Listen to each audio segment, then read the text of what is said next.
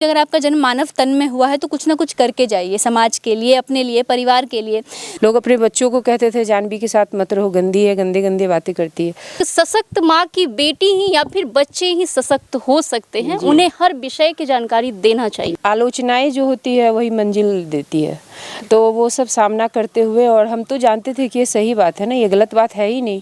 को मतलब पूरे परिवार के साथ आप लोग पहुँचे जब राष्ट्रपति भवन, क्या महसूस हुआ? हमारी बेटी सेक्स पे बात करती है, पीरियड्स पे बात करती है। अगर हम रोक देते इसको, ये गंदी बात है मत करो, तो ये नहीं करती। बिल्कुल। और साथ साथ मेरा इंटरेस्ट जो है मॉडलिंग और एक्टिंग में भी है, तो मैं उसको भी साथ साथ परस्यू करना चाहती हूँ। गाँव से निकल करके और राष्ट्रपति भवन तक पहुंचने का सफ़र और फिर संयुक्त राष्ट्र संघ में भारत का प्रतिनिधित्व करने तक का सफ़र कैसा रहा आपका? जैसे जैसे मेरी उम्र बढ़ती गई, जब मुझे समझ में आने लगा कि पीरियड्स को लेकर भी उतना ही सफ़र महिलाएं हमारी करती हैं आमतौर पर अपनी ज़िंदगी में, तो मैंने सोचा कि मैं इस पर भी क्यों ना अवेयरनेस जनरेशन का काम करूँ, आँखों के ऊपर सैनिटरी पैड डालकर अवेयरनेस जनरेशन का काम करना। नमस्कार, मैं समी बर्नवाल और आप देख रहे हैं बढ़ता भारत न्यूज़ और हम तक न्यूज़। आज हमारे साथ एक बिहार की बहुत ही प्रतिभावान बेटी मौजूद है, जो मिस टीन इंडिया भी रह चुकी हैं और संयुक्त राष्ट्र संघ में प्रतिनिधित्व भी कर चुकी हैं देश का, और अभी राष्ट्रपति द्रौपदी मुर्मू जी के बुलावे पे मिलने भी गई थी। तो सबसे पहले तो जानवी, आपका स्वागत है हमारे चैनल में। नमस्कार, मेरा नाम जानवी है, मैं 17 साल की हूँ और मैं लैंगिक समानता और महिला सशक्तिकरण पे काम कर रही हूँ।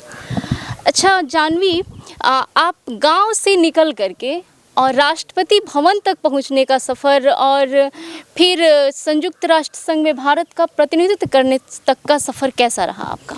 गांव से निकलकर ये जो सफ़र हमने तय किया है, ये सिर्फ़ और सिर्फ अपने मेहनत के दम पर ही किया है, क्योंकि आप जितना अच्छा कर्म करेंगे, जितनी लगन के साथ किसी काम को करेंगे, फल स्वरूप आपको कुछ ना कुछ ज़रूर मिलेगा। तो ये जब मैंने अपनी जर्नी की शुरुआत की थी, तब बिल्कुल भी कुछ अंदाज़ा नहीं था कि क्या होगा क्या नहीं होगा, लेकिन सब कुछ इतनी स्मूथली होता जा रहा है और आज देश के सर्वोच्च भवन में हम पहुँच चुके हैं, तो काफ़ी अच्छा महसूस हो रहा है इस बात से। आपके मन में ये कंसेप्ट कैसे आया कि हाँ, मुझे ये अनछुए जो मुद्दे हैं, फिर सैनिटरी पैड पे बात करती हैं जिस पे लड़कियों को खास करके चुप्पी साधने के लिए कहा जाता है, चुप रहो, और हमारे भारतीय समाज में ऐसा होता है, खास करके बिहार में, तो ये कंसेप्ट कैसे आया आपको?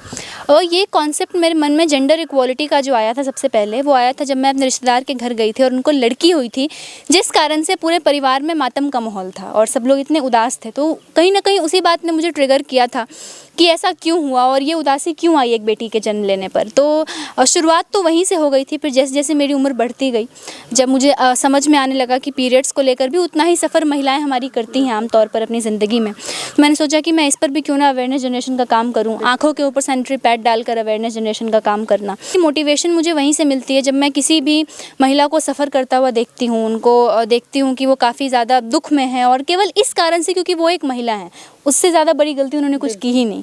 तो ऐसा हमारा समाज उनको महसूस कराता है। तो जब जब मैं ऐसा देखती हूँ, मुझे और मोटिवेशन मिलती है कि मैं आगे कुछ और काम कर सकूँ उनके लिए।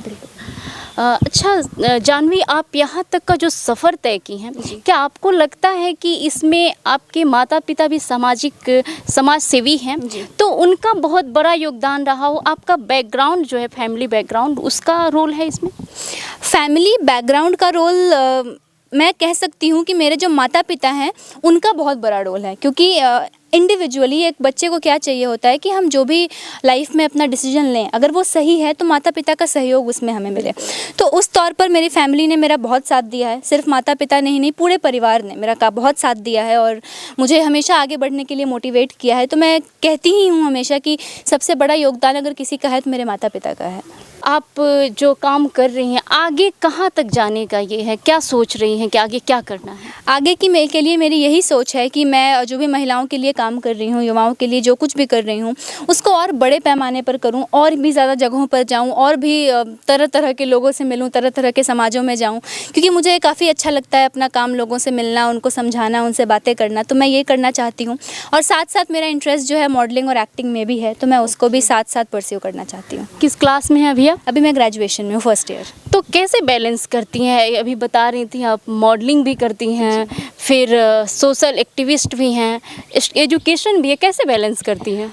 ये बैलेंस टाइम मैनेजमेंट से आता है कि आप किस चीज़ को प्रायोरिटी दे रहे हैं अपने। जैसे एक टाइम पर अगर जब बोर्ड एग्ज़ाम्स थे 12th के, तो उस टाइम पर थोड़ा ज़्यादा समय मैं पढ़ाई को दे रही थी, क्योंकि उस टाइम पर पढ़ाई थोड़ी ज़्यादा ज़रूरी थी। लेकिन ऐसे देखा जाए तो बैलेंस ही कर कर हम चल रहे हैं। पढ़ाई थोड़ी कम होती है, कभी काम थोड़ा कम होता है, कभी पढ़ाई ज़्यादा हो जाती है, तो ये बैलेंस चलता आ रहा है।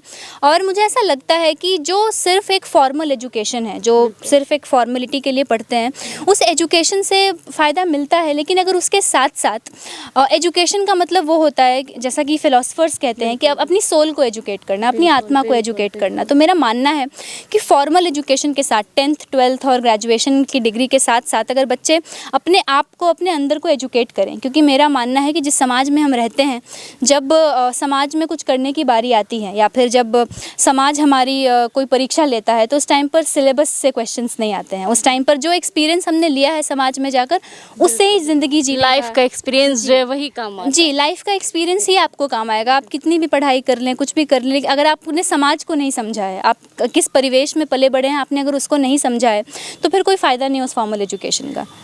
जो भी दर्शक आपको देख रहे हैं उन्हें क्या कहना चाहिए, खास करके जो लड़कियां देख रही हैं उन्हें क्या कहना चाहेंगे? मैं लड़कियों को यही कहती हूँ हमेशा, और यही कहना चाहूँगी कि खुद को मोटिवेटेड रखिए, अपने ऊपर विश्वास रखिए, और कुछ सपने देखना शुरू कीजिए अपने लिए। और ये नहीं है, ऐसा नहीं है कि आपकी ज़िंदगी सिर्फ दूसरों के लिए ही आपका जन्म हुआ है, आपका जन्म खुद के लिए हुआ है। और मैं तो यही इसमें बिलीव करती हूँ कि अगर आपका जन्म मानव तन में हुआ है, तो कुछ ना कुछ करके जाइए, समाज के लिए, अपने लिए, परिवार के लिए। ज़रूरी नहीं है कि सबके लिए करना ज़रूरी है। अगर कोई काम कर कर अगर सिर्फ आपको भी खुशी मिल रही है ना, तो वो काम कीजिए अपनी खुशी के लिए, अपनी खुशी के लिए। और अपनी खुशी को पहले रखिए कि मैं किस काम से खुश होती हूँ। बिल्कुल। हमारे साथ समाज सेवी अर्चना जी, जो कि जानवी की माता जी हैं। तो मैम ये बताइए कि ये समाज सेवा में जो है कहीं एक बच्चा निकलता है किसी घर से, सफलता की सीढ़ियाँ तय करता है, लेकिन ये पूरा परिवार साथ साथ सफलता की सीढ़ियाँ तय कर रहा है। क्या अनुभव कर रही हैं? ये अनुभव बहुत अच्छा है कि हम लोग इस फील्ड में थे तब तो बच्चे को भेजे हैं। बिल्कुल। और बच्चों का साथ माँ बाप नहीं देगा तो पहले माँ बाप को ही देना पड़ता है। अगर हमारी बेटी सेक्स पे बात करती है, पीरियड्स पे बात करती है, अगर हम रोक देते इसको, ये गंदी बात है मत करो, तो ये नहीं करती। बिल्कुल। तो इस बहुत झेलना भी पड़ा है, इसको हमको भी झेलना पड़ा है। बहुत लोग गंदे कमेंट्स भी करते थे, सब पढ़ के इग्नोर करते रहते थे, इसलिए राष्ट्रपति जी तक किन कठिनाइयों का मैम एक माँ के रूप में किन कठिनाइयों का आपको सामना करना पड़ा? कोई कठिनाई नहीं है, क्योंकि मतलब जैसे बात करती थी जानवी इन सब अनछुए मुद्दों पे, हाँ, बहुत, तो क्या लोग तो बहुत ताने मारते होंगे कि बहुत, नहीं? बहुत, तो क्या लोग अपने बच्चे को इसके साथ बैठने आज वे लोग क्या कहते हैं आपसे? अब तो चुप हो गए बिल्कुल। तो बोलते थे तो आलोचनाएं जो होती है वही मंजिल देती है, तो वो सब सामना करते हुए, और हम तो जानते थे कि ये सही बात है ना, ये गलत बात है ही नहीं। लोग अपने बच्चों को कहते थे जानवी के साथ मत रहो, गंदी है, गंदे गंदे बातें करती है। उसे पता क्या था? वही बच्चे जो इसको माँ बाप नहीं बताते हैं वही जाके गलत करते हैं। बिल्कुल। फ्रेंड से पूछते हैं, लोगों से पूछते हैं। बट मैंने जो अपने अनुभव मुझे जो मिला अपने उम्र से, अपने जीवन से, कि जो चीज़ माँ बाप घर में नहीं बताते हैं दुनिया बताती है, लेकिन बहुत बुरी तरीके से बताते हैं। तो बिल्कुल अनछुए जो भी मुद्दे हैं, एक सशक्त माँ की बेटी ही या फिर बच्चे ही सशक्त हो सकते हैं, उन्हें हर विषय की जानकारी देना चाहिए। जी। और ये माँ खास करके अर्चना जी जो हैं, मेरी माँ जैसी भी हैं, खास करके ये सभी माँ के लिए एक रोल मॉडल हैं। और बहुत बहुत बधाई इसके लिए आपको, आपके पूरे परिवार को इस उपलब्धि के लिए। अच्छा, क्या महसूस हुआ आप तीनों को, मतलब पूरे परिवार के साथ आप लोग पहुँचे जब राष्ट्रपति भवन, क्या महसूस हुआ? जी, काफ़ी ऊर्जा महसूस किए हम लोग। एक कहिए नहीं कि वाइब्रेशन होता है, मतलब एक्साइट एकदम किसी जगह। आप कहते नहीं, संगत से गुण होत है, संगत से गुणजात।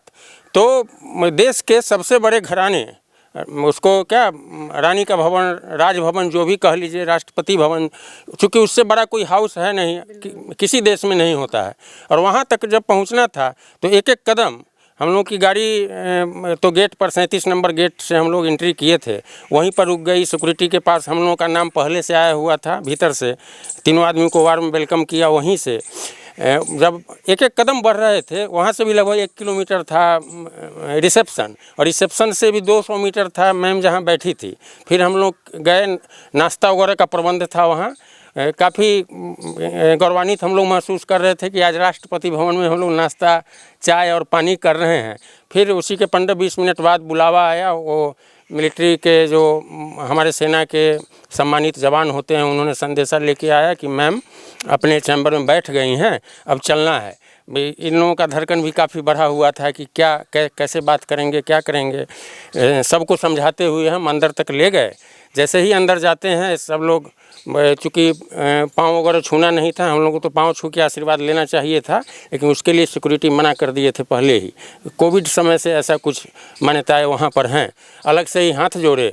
उसके बाद जब परिचय सब लोगों का स्टार्ट हुआ, काफ़ी खुश हुई और बोली कि आप लोग समाज सेवा के प्रति जो काम कर रहे हैं, यहाँ से संयुक्त राष्ट्र तक हमने सब फाइल देखी हैं। आप चूँकि इन्वेस्टिगेशन के दौरान सारे कागजात वहाँ लिए गए थे, जो भी सरकार की एजेंसी होती हैं उनके द्वारा। उसके बाद बिटिया को काफ़ी आशीर्वाद उन्होंने दिया और कहा कि अब तुम्हारा मेल यहाँ एंट्री हो चुका है, कोई भी ज़रूरत हमारे स्तर से अगर लगे तो मैं तैयार हूँ, तुम कभी भी लिखना, मैं उसको देखूंगी। और तुम जो किताब दी है, किताब भी वहाँ चूँकि सामने से नहीं देना था, बाहर रखा गया था, लेकिन हम लोग बताया, वो बोली कि शाम को मैं किताब भी पढ़ूंगी तुम्हारी जो जेंडर इक्वलिटी पर लिखा हुआ। काफ़ी मैंने 11-12 मिनट का समय, समझिए कि वो जीवन का वो पल कभी अब भूला नहीं जाएगा। तो देखिए हमारे वीडियो को कैसा लगा कमेंट करिए, और फिर अगर फेसबुक पर देख रहे हैं तो फॉलो कर लीजिए और यूट्यूब पर देख रहे हैं तो सब्सक्राइब कर लीजिए। बहुत बहुत धन्यवाद।